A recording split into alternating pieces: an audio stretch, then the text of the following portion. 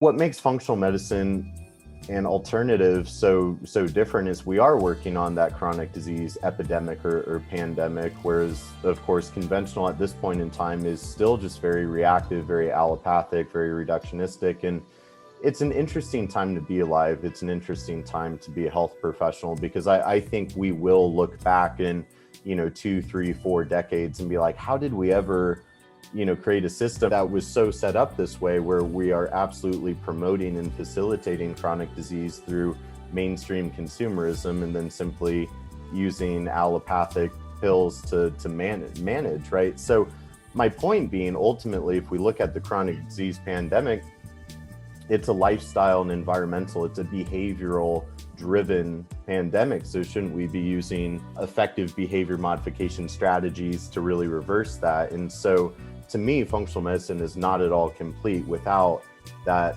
behavior modification based coaching, the motivational interviewing. And what I find with like my personal students that study underneath me, mentor underneath me, a lot of them, that's the thing that they struggle with most, is like, okay, well, you've taught me well on how to read labs or recommend supplements and build some of these protocols, but how do I apply it? How do I get them to dismantle their self-limiting beliefs that are holding them back from getting better? I have a client right now, actually, we went over her case a week or two ago. It's one of my newer clients, and it's really interesting because here I have this over a decade of experience with this type of work.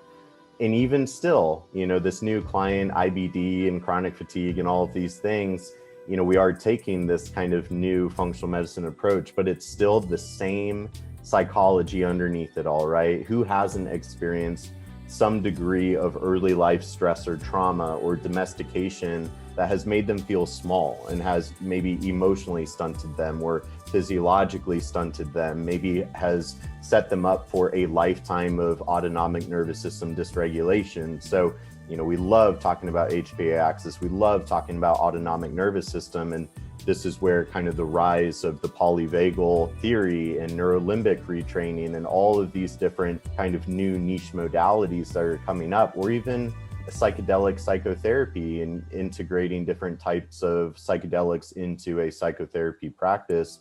But ultimately, it's the same idea of, let's get to that root cause of the psychology. What is that self-limiting belief?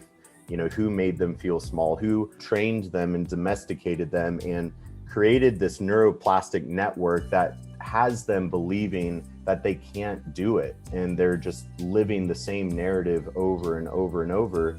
And how many times do you all see this play out clinically?